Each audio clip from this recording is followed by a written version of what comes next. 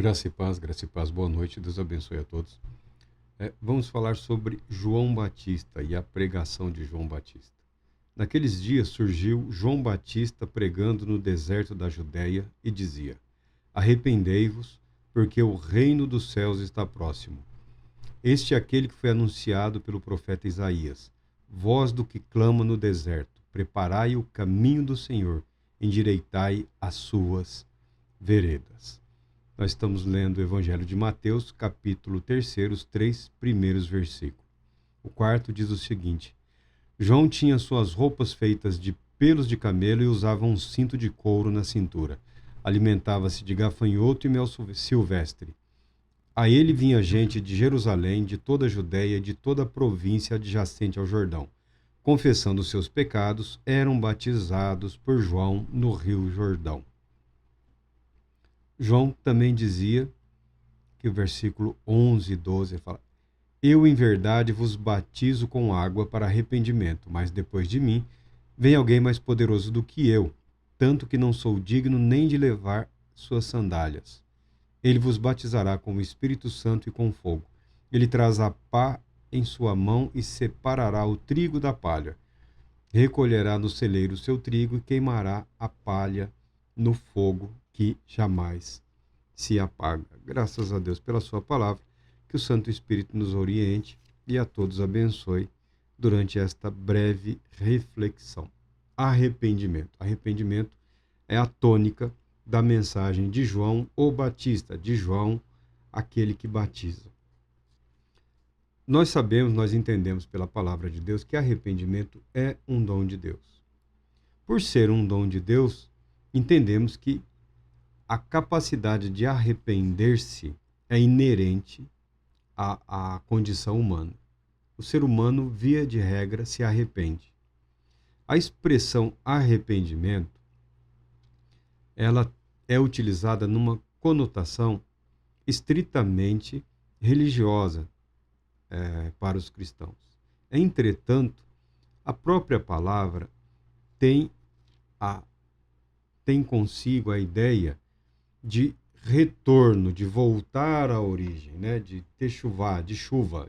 A chuva é o retorno da água na forma de chuva. A água que evapora retorna em forma de chuva, tá? Nós estudamos lá o ciclo da água, Da mesma forma, o arrependimento ou o retorno às origens faz parte do ciclo da vida e é totalmente comum nos seres humanos. Atualmente, já há algum tempo, tem feito certo sucesso o tipo de atividade, em termos religiosos, que se fala de revisão de vida. Revisão de vida é o arrependimento, é o retorno em todos os termos, na maneira em que ele se expressa na vida do indivíduo, em termos espirituais, físicos, materiais, sociais, é a forma completa e plena com que se explora o arrependimento ou o retorno à origem. Nós vemos hoje, para os diversos grupos de descendentes africanos, um crescimento aí, um despertar de um retorno às origens. Se bem que em alguns momentos eu considero uma maneira de tentar descriar uma identidade brasileira, né? Uma identidade seguramente brasileira, nacional. Mas é fato que todos procuram as suas origens. Por que não os descendentes dos escravos africanos? Porque a África não pode ser marcada única e exclusivamente por esse evento trágico na história da humanidade que afetou parte das populações do continente, grande parte das populações do continente africano. Ninguém reclama quando os descendentes de italianos querem voltar à origem, ou dos portugueses, ou dos espanhóis, né, dos europeus, de um modo geral, o retorno, a volta à origem, né, a busca da identidade política, étnica, não causa nenhum problema. Agora, quando se fala da cultura africana, cultura essa que foi demonizada por muito tempo e ainda permanece demonizada, em especial nos meios religiosos no Brasil, quando se fala de retorno às origens africanas, algumas pessoas não gostam, né? Acham feio, porque tem um pensamento demonizado, tem uma visão demonizante, demonizadora da cultura. Nada tenho contra o retorno às origens, quer a pessoa querer saber de aspectos culturais, místicos, filosóficos, da mitologia, da própria história, não vejo mal nenhum. Eu considero interessante, desde que isso, no brasileiro, sirva para fortalecer a identidade brasileira. Tá? A identidade brasileira. Porque no momento de sectarismo, usar isso para desidentificar ou descaracterizar alguém da condição de brasileiro, de cidadão brasileiro pleno, é um risco, mas é um fenômeno normal em todas as culturas, em todos os povos, em todas as épocas. É perfeitamente normal em várias etapas da vida. Na infância, começo da adolescência, na juventude, na vida adulta, os cinquentões estão aí, né, balançando, pensando, fazendo naturalmente um processo de revisão de vida, tá? Que, via de regra, culmina na preparação para o fim, para o final da vida. É importante esse processo de revisão no que diz respeito a preparar-se para o encerramento da vida, caso tenhamos tempo para isso. Né? A idade, a velhice, ela não só pode, como ela deve ser uma bênção. Tá? Um período de paz, um período de descanso, um período de preparação, um período de reflexão, um período de transmissão do conhecimento para gerações mais jovens e o estar preparado para o retorno final, que é o retorno a Deus. A terra volta, o corpo volta para a terra, né? Volta para o pó, e o espírito volta para Deus que o criou. Então, arrependimento ou retorno, ela tem várias conotações. João Batista foi um dos mais eficientes pregadores em toda a história da religião. Eu falo que de vez em quando os judeus empurram ele para os cristãos algumas vezes empurram ele de volta para os judeus. O fato é que João Batista, ele surgiu num momento único da história. Ele não se identifica nem como profeta, ele se identifica como parte do cumprimento da profecia messiânica, como sendo a voz do que clama no deserto e que prepara o caminho para o Senhor, para o Messias. João Batista era sacerdote, filho de sacerdotes. João Batista não oficiava no templo. Muito provavelmente, ele viveu na comunidade lá de Qumran, entre os essênios. Passou parte da vida dele lá. Era um homem incrivelmente... Por que se fala isso? Porque ele era um homem incrivelmente disciplinado. Roupas simples, alimentação mínima e um compromisso com a revelação de Deus para Israel e para a humanidade impressionantes. Está aqui um homem que não realizou nenhum milagre. Nenhum milagre. Você não vê João, você não fica sabendo de João realizando milagres. Algumas pessoas estão sempre à procura de milagres. A palavra de João Batista é: voltem-se, retornem para Deus, porque o reino de Deus está próximo. Voltem para Deus para que possam fazer parte do reino de Deus. Basicamente, essa é a pregação de João Batista. E multidões afluíam às margens do Rio Jordão, lá numa área, fala-se deserto aqui, é um semiárido, uma região árida, que suporta a vida, essas comunidades aí. Alguns estudiosos falam que no templo daqueles dias, os sacerdotes destinavam uma área para os sacerdotes lá, os essênios lá. Eu tenho lá minhas reservas, que alguns escritores tendem a criar uma conciliação que muitas vezes na história nós não encontramos. Sobre João Batista, sobre o chamado caminho do deserto, sobre os essênios ou a comunidade de Qumran, nós temos em língua portuguesa da doutora Clarice Ferreira da Silva, O Caminho para o Deserto. Origem e formação da comunidade de Qumran, segundo análise histórica do documento de Damasco e do Rolo das Regras, o livro das regras. É a FAPESP Judaica Humanitas. Eu comprei pela Sefer. E temos também aqui o Novo Templo e a Aliança Sacerdotal da Comunidade de Qumran, um estudo sobre o rolo do templo. É todo o material dos escritos que foram recuperados do rolo do Mar Morto. Nós temos uma obra aqui excelente, é um material acadêmico, é uma obra acadêmica, tá? Dá para assimilar alguma coisa em termos de reflexão sobre o que é possível através do material dos rolos do Mar Morto, o que é possível reconstituir em termos históricos do que foi ou foram as comunidades ali formadas, envolvendo sacerdotes, sadoquistas, levitas, dissidentes do templo, tá? Que criaram uma comunidade e atraíram ali uma quantidade de pessoas, de seguidores.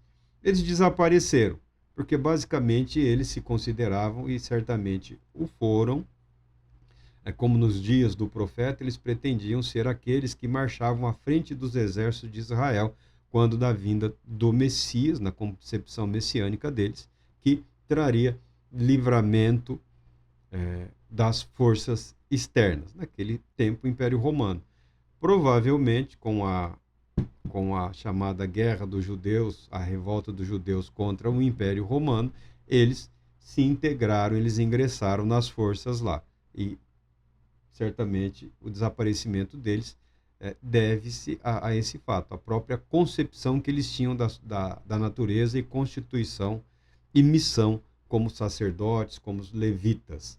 A ideia do templo, ou do terceiro templo, porque não tinha templo nenhum em Qumran, tá bom? Não tinha um templo. O templo que eles aguardavam, que eles refletiam ou estabeleceram uma série de estruturas de oração, de hierarquia, dizia respeito ao templo do Messias, conforme o livro do profeta Ezequiel. Eles eram muito dedicados à oração, ao jejum. Por isso acredita-se que João o Batista, João sacerdote, filho de sacerdotes, esteve vinculado por algum tempo de sua vida a essa comunidade. Alguns incluem Jesus nessa comunidade, mas é muito difícil você convencer alguém de que Jesus viveu nessa comunidade, tendo em vista que ele não pactuava com os excessos no que diz respeito ao ascetismo. Jesus é aquele que se alegra e traz alegria. Jesus ia às festas, Jesus participava dos banquetes, Jesus bebia do vinho, Jesus cantava, dançava, celebrava a vida. Tá? Inclusive, era motivo de escândalo para fariseus, para saduceus, para muitos naquela época. Tá? A maneira como Cristo se permitia estar presente até com publicanos. Cobradores de impostos não são bem vistos há muito tempo. Os publicanos era uma categoria à parte, odiada pelos judeus, porque mexe no bolso. Via de regra, eles exploravam o povo. Então, temos esse material. Mas nós não estamos preocupados com a origem do movimento dos essênios, nem com a comunidade de Qumran. Tá? Nós vamos falar sobre arrependimento. Então, nós pegamos João Batista como a linha, o fator delineador desse ensinamento e dessa doutrina. Porque, via de regra, o cristão ele compreende esse arrependimento exclusivamente em termos de uma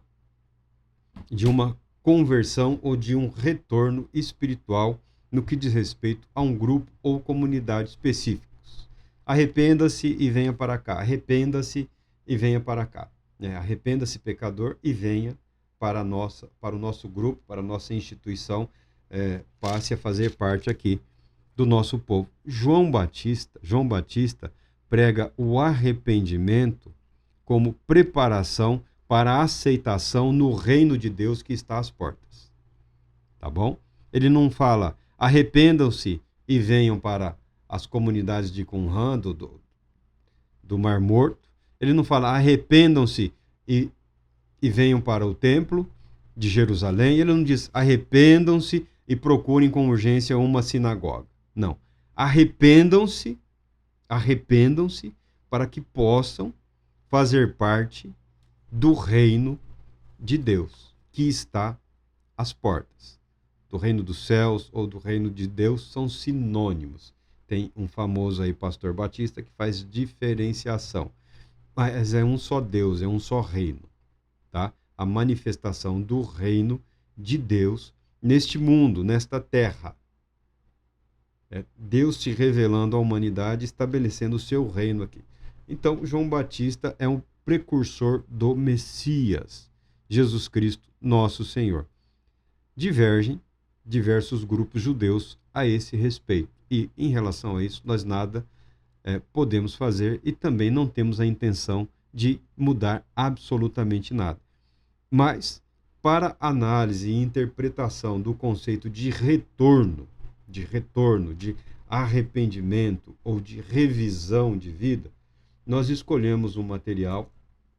O material é escrito pelos rabinos Davi Samson e Tzvi Fishman, ou David Samson e Tzvi Fishman. Eu volto agora em fevereiro a estudar hebraico. Eu tenho aí algumas gramáticas, um material bom, um excelente material. Eu comecei e interrompi várias vezes, porque em determinados momentos eu tive dificuldades em aceitar aí os gramáticos e os professores e as pronúncias. Então, para fugir aí da dúvida, porque é impressionante como tem gente que sabe hebraico melhor do que os hebreus, né? Melhor do que os judeus. É impressionante. É impressionante. Então, sem querer desprezar o material aí de hebraico bíblico, hebraico moderno, nós temos internet, né? Então, a internet facilita tudo. Tem um canal de notícias em hebraico que eu passo a acompanhar, para acompanhar as pronúncias, e também uma plataforma aí com material produzido em Israel. Por quê? Porque é meu interesse ver como eles se expressam, como eles expressam as suas convicções. Tá? Então eu acompanho lá Israel, o israelita falando hebraico. Percebemos que em alguns momentos há uma influência da língua árabe, em alguns momentos, dependendo do assunto de quem está sendo entrevistado, porque muitas pessoas não sabem, mas há em Israel israelitas que são islâmicos, né? As pessoas chamam de árabes, mas eles são israelitas de religião islâmica. Há israelitas que nem religião têm, são mais para seculares. E há aqueles grupos religiosos, diversos grupos religiosos. Então a pronúncia, nós vemos aí algo que puxa para o hebraico, uma outra pronúncia mais europeia, que dá a impressão de um francês falando alemão, ou um alemão falando em francês, tá? Fora os grupos norte-americanos aí de maior influência e alguns grupos que não trazem consigo propriamente o hebraico, né? Mas uma outra variante mais comum na Europa, no leste europeu. O hebraico de Israel tem a ver com um grupo, uma comunidade específica maior lá. Tá? Tem pelo menos duas variantes da língua hebraica. Tá? Então, é uma complexidade e há uma dinâmica, fora o uso do inglês com sotaque hebraico lá, que também é bastante comum e frequente. Então, você quer estudar, você quer aprender. A parte da arte, a parte de uma plataforma, o que me interessa é como eles se retratam, como eles entendem os judeus seculares, os judeus religiosos, como eles são interpretados por eles mesmos, como eles se auto-interpretam, tá? Porque a visão dos cristãos é incrivelmente negativa em relação a Israel. Muito embora existe um grande movimento aí de grupos cristãos que, por uma conotação teológica, né, de uma expectativa de uma doutrina teológica, compreendem que o plano de Deus, o propósito de Deus para com Israel permanece inalterado, inclusive a ensino de Paulo, o apóstolo de Jesus Cristo. Alguns outros grupos entendem que Israel foi deixado para trás, que o único caminho para eles é se converterem ao cristianismo. Aí que tá que eu quero falar. Aí que tá. Ninguém tem que se converter ao cristianismo. Porque o cristianismo é a manifestação religiosa institucional. Então, os cristianismos são aspectos institucionais, históricos, da religiosidade ou espiritualidade cristã. Então, não convidamos ninguém para que se arrependa ao cristianismo, para que volte ao cristianismo ou para que se converta ao cristianismo. A proclamação do arrependimento é para que o indivíduo se volte para Deus, para fazer parte do reino de Deus, do reino dos céus. Converta-se para Deus. Converta-se para Deus. Através da fé do seu Cristo, a revelação plena de Deus. É a nossa convicção, é a nossa certeza. Então, não temos essa ideia de convidar ninguém para instituições religiosas, ainda que cristãs, tá? O arrependimento que acreditamos é um retorno para Deus, uma volta à origem em Deus. E acreditamos que o cristianismo em Cristo Jesus, não na manifestação institucional, mas na revelação de Deus, na pessoa de Jesus, o Cristo, essa fé em Cristo, o Messias, proporciona, prepara e garante esse acesso, essa presença. Como disse o Senhor Jesus, ninguém vem ao Pai senão por mim. E também declarou, eu sou o caminho, a verdade e a vida. Tá? Então somos cristãos em Cristo. Esse é o nosso compromisso, com Deus, quando nós nos propomos a apresentar esse material. Tá? Somos cristãos em Cristo Jesus, nem um pouco preocupados com o cristianismo denominacional, porque aí criaríamos para nós mesmos um fardo, um peso, não teria liberdade para falar de Jesus o Cristo, porque tem alguns bons e excelentes pregadores, mas muito comprometidos com a instituição. Confundem a instituição com Jesus o Cristo. E não é verdade. A igreja não é Cristo. A igreja não é Cristo. A igreja não salva ninguém. Aderir a este ou aquele outro movimento cristão não coloca ninguém no reino dos céus. O arrependimento, o voltar-se para Deus, é o caminho proposto pela palavra de Deus. E isso nos conduz a Jesus o Cristo. Contrariando alguns pensadores, nesse aspecto, Jesus, o Messias, é conhecido em praticamente todo o mundo. Tá? Jesus não é figura conhecida apenas por 2 bilhões de habitantes do planeta. Não se engane. Não tem essa ilusão. Jesus é conhecido em praticamente todo esse mundo. Ah, mas nem todos são cristãos. É claro. E nem precisam estar vinculados a uma instituição cristã. Só porque o dinheiro não cai na conta desta ou daquela igreja, não significa que a pessoa não compreenda a figura de Jesus, o Cristo. Tá? Há portas abertas pelo mundo todo para a apresentação de uma forma mais profunda, mais completa da mensagem do Evangelho da Salvação em Cristo Jesus. Porta essa aberta para as missões aí em todo o mundo. quanto menos força institucional, mais facilidade haverá para proclamar a salvação pela fé, o retorno para Deus, porque a humanidade clama. Nos dias de João Batista havia um desses clamores. Em parte, o que estamos fazendo aqui é um processo de revisão, é um processo de revisão de vida, de retorno, de arrependimento, de reposicionamento na origem, no que é importante, no que é fundamental. Por isso, várias vezes, você nos vê falando ou nos expressando em termos de memória. Eu não sou capaz de improvisar. Para improvisar, eu preciso de 15 a 20 dias, me dedicando exaustivamente algumas horas por dia para preparar um improviso, tá? Todo e qualquer improviso da minha parte é exaustivamente ensaiado. Então, o que nós fazemos aqui, muitas vezes, é buscar na memória. Isso não é improvisar, é uma revisão.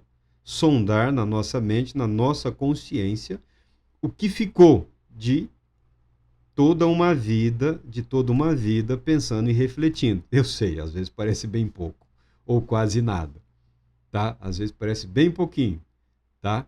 Mas alguma coisa ficou. E é importante fazer isso.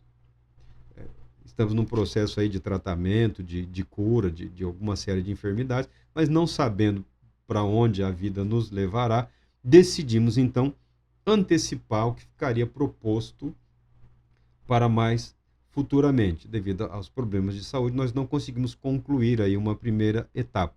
Mas temos 2 anos pela frente, na nossa metodologia aqui, para apresentar esse material. E estamos certos em Deus, se tivermos um ano bom, conseguimos chegar bem próximo do fim.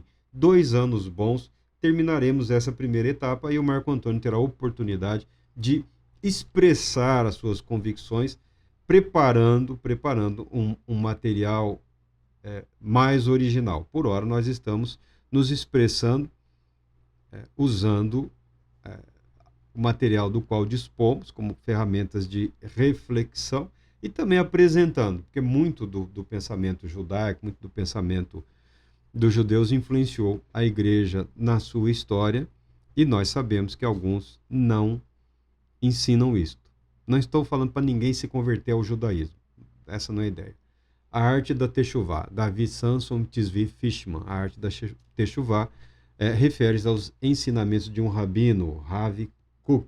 Ravi Kook é um rabino do final do século XIX, início do século XX. Ele morreu em 1935. Em 1935, ele viveu uma parte da vida dele em Israel. Uma figura interessante, ele viveu num período complicado, conturbado, né, dos judeus. Já havia naquele tempo lá um ativismo sionista, principalmente por parte dos judeus seculares. Ele, como um judeu religioso, entendia importante a colaboração dos religiosos neste aspecto. Então, nós usaremos o material dele com o devido respeito como referência para as nossas reflexões, tá? Como referência. Mas o material principal, o material primordial que nós temos em mente é essa apresentação de João Batista. Arrependei-vos, porque o reino dos céus está próximo. João Batista está nas Escrituras Sagradas. Os 4 evangelhos falam de João Batista. João Batista, o precursor de Jesus, o Cristo. A pessoa de João Batista, a mensagem de João Batista está totalmente vinculada a Jesus, o Cristo. E pelo efeito que a mensagem dele surtiu na comunidade israelense naqueles dias, sendo ele, não tenhamos ilusão, é essa a visão que nós queremos passar da Bíblia. É o primeiro mártir cristão. Não havia cristianismo naqueles dias. João o Batista, sacerdote, filho de sacerdote, neto de sacerdote, bisneto de sacerdote, tataraneto de sacerdote, judeu de judeus. Tá bom? Ele é considerado o primeiro mártir pela sua fé de que Jesus é o Cristo, o Messias de Deus para Israel e para o mundo, mas o pensamento dele está, a mente dele está voltada para o povo de Israel, para o povo judeu, para que através de Israel o arrependimento, a possibilidade de retornar para Deus fosse conduzida, encaminhada para toda a humanidade. Por isso, a mensagem dele tem toda essa repercussão e a capacidade de preparação das pessoas para a manifestação de Jesus, o Cristo de Deus, para Israel e para o mundo. O Cristo de Deus, para Israel, para o mundo e para as igrejas cristãs. É o mesmo Cristo, o mesmo Senhor e Cristo. Arrependimento é apresentado então como algo inerente à condição humana. O desejo de retornar à origem, o desejo humano de retornar para Deus, o anseio da alma humana, mais especificamente do espírito humano, de estar em comunhão com o Senhor, o Criador. O espírito humano anseia naturalmente por essa comunhão, por estar com Deus. Tá? É algo nato, é algo inerente à condição humana. Por isso você vê nas espiritualidades mundo afora momentos de avivamento, momentos de despertamento e momentos de esfriamento da espiritualidade, da religiosidade. Aqueles que amadureceram não se desesperam. Tranquilamente, calmamente, esperam que o povo retorne para Deus, arrependa-se para Deus, para que sejam vencidas as barreiras, para que sejam vencidos os obstáculos, para que sejam vencidas as dificuldades no que diz respeito à aceitação da manifestação religiosa. Aí entra a religião. Sim, é claro que entra a religião. É claro que entra a organização. É claro que princípios e valores são fundamentais em tudo. A organização é fundamental. A organização faz parte do espírito humano, do anseio humano por ordem, por participação, né? Por equidade, por retidão, por valores que possam ser usados como regra para todos e por todos. Esse anseio é natural do espírito humano. Então você vê que em vários lugares do mundo, de repente, está quase tudo fechado, está lá o sacerdote, lá o oficiante, tranquilo. Se for um, ele oficia para um. Se forem 1000, ele oficia para 1000. O religioso, de um modo geral, ele é bem-humorado e ele é tranquilo. Por quê? A pessoa que está preocupada com a verdade, ela sabe que você não pode apressar o processo no qual o Todo-Poderoso Deus tem o absoluto controle.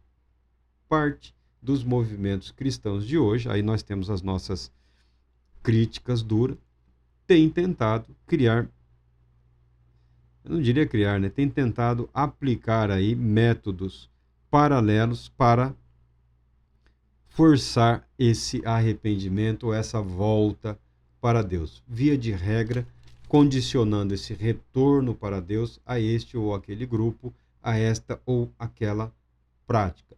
Nem sempre coerentes com o que está sendo ensinado nas Escrituras. Então não se preocupe, você está passando por um momento complicado na sua vida, um anseio, uma expectativa, como que um tipo de ansiedade ou um tipo de tristeza, um desejo. Ah, Senhor, como eu gostaria. Isso é perfeitamente normal e natural. Aprender a deixar-se conduzir pelo Espírito Santo neste movimento garantirá que esse processo, que essa arte de voltar para Deus, para poder seguir em frente, ocorra de uma forma natural e menos traumática, tá? Às vezes o aspecto religioso cria alguns traumas, porque alguns dão uma forçadinha de barra, né? Uma forçadinha, uma exageradinha, fazendo uso de artifícios, e a pessoa de repente se vê enganada, iludida, né? Abuso religioso, abuso espiritual. A pessoa foi convencida de algo para o qual ela não estava preparada, a sua vida não está em condições de expressar de forma plena aquilo que ela até deseja, mas foi convencida de que o método A, B ou C garantiria um resultado e ela não vê o resultado. Daí o afastamento institucional. Mas isso não significa um afastamento de Deus, um afastamento da fé. E não implica numa impossibilidade de permanecer em Deus, permanecer em Cristo e continuar vivendo em Cristo Jesus. Vamos falar da arte do arrependimento ou da arte do retorno, em todos os seus aspectos. O aspecto espiritual e também o aspecto psicoemocional, o aspecto físico, né? Voltando-se para Deus, encontrando a paz, a alegria que nos foi proposta por Deus em Cristo Jesus e em sua palavra. Para tanto, vamos usar aqui o material do Rabino, prestando as devidas homenagens a uma estrutura religiosa que tem alguns séculos não, milhares de anos a mais do que as estruturas cristãs. Então temos que valorizar, e a influência deles na fé cristã não pode ser descartada. Então, estudamos teologia, estudamos filosofia e, depois de todos esses anos, estudamos também algum material rabínico judaico sem nenhuma preocupação de aderir e também sem querer ofender, mas valendo-nos do que foi proposto, inclusive, por eles. Porque há um compromisso hoje, um crescente compromisso entre os judeus de transmitir ao mundo os princípios da fé e principalmente a verdade de que Deus se importa com a humanidade e estabeleceu um programa para restaurar plenamente a comunhão da humanidade consigo mesmo, ou seja, com Deus. Deus Todo-Poderoso te abençoe, te proteja e te conceda paz, muita paz.